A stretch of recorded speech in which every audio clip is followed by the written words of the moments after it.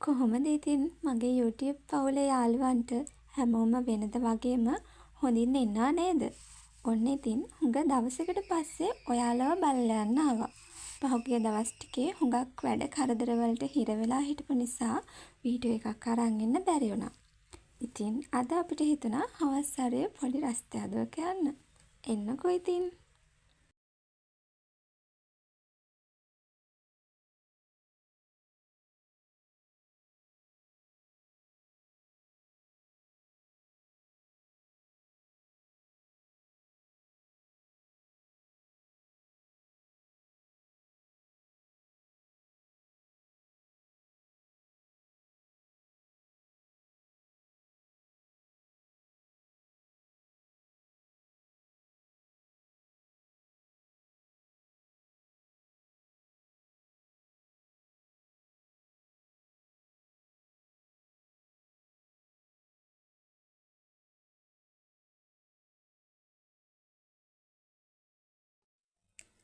ලස්සනට අලුතෙන්ම මල් පුරවගත්තු හඹ මල් යායක්.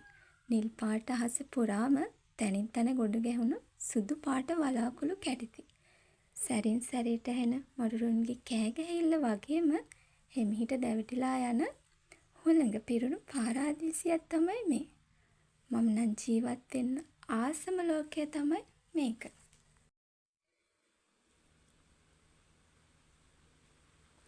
ඔයාලා මේ දකින්නේ මගේ ගමේ තියෙන ලස්සන වෙල්යාය. කුරුල්ලන්ගේ සද්ද වලින් පිරුණු නැවුම් පිරිසිදු වාතයෙන් පිරුණු මේ ලස්සන වටපිටාව මොනතරම් හිතේ පීඩනයකින් දුකකින් මෙතෙන්ට ආවත් ඒ හැමදේම මොහොතකට අමතක කරලා දාන මායාකාරී වටපිටාවක්. වටපිටාව පුරාවටම තියෙන්නේ පෙල්යායවල්, ඒ වගේම පුංචි පුංචි දිය කඩිති, වගා බිම්. මේ හරිය මිනිස්සුන්ගේ ගෙවල් නැති නිසා හැම තැනම එකම කොළපාට යායක් වගේ පේනවා. මේක වෙනස්ම පරිසරයක්.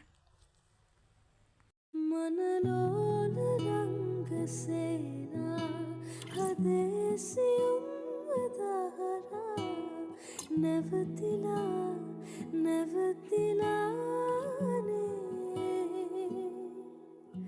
නුඹ රහස කියන ගීතා හෙමින් ඇසෙන්නේ මාත්‍රා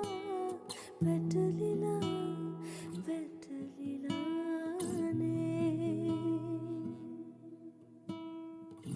හිරිවැටුණු සඳසේයා නිදිවර පූරමහා තනිවෙන්න හදවත් දැන් හිගයි වැහිබිඳු වැටෙනවා නම් සුළඟක් සැලෙනවා නම් මොහොතක් තනි වී සොයමි ආදරේ ලං වී ඉන්නවා නම් රහසක් කියනවා නම් මොහොතක් තනි වී සොයමි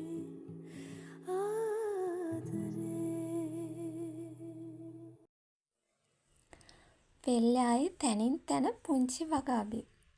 සමහර පළතුරු සත්තුන්ටම වෙන් වෙලා. මේ කොළ පාට වෙල්යාය මැදින් සුදු පාටට ඊලෙන කොක්කු හරියට චිත්‍රයක් වගේ. මේ පරිසරයේ සුන්දරත්වය වචන වලින් කියනට වැඩිය මේ මොහොතේ මේ පරිසරයේ ජීවත් වෙන අපට ඒ සුන්දරත්වය දැනෙනවා වැඩි. සුන්දරත්වය, මේ පරිසරයේ තියෙන නැවුම් සුවඳ, මේ හැමදේම අපිව මොහොතකට අමුතුම වෙනස්ම පාරාදීසයකට අරන් යනවා.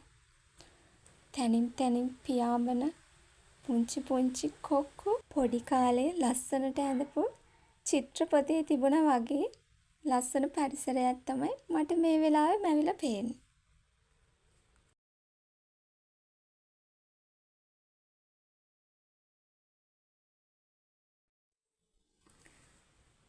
පුංචි පුංචි බෙහෙත් පැලෑටි වර්ග මේ හැම තැනම විසිරලා.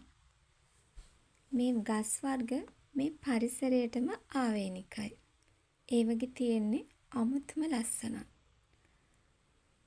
අමුතුම පාටක්. මේවට කියන නම නම් මම දන්නේ නැහැ. ඒත් මේ මල් ගහ මේ පරිසරයට පුදුම ලස්සනක්.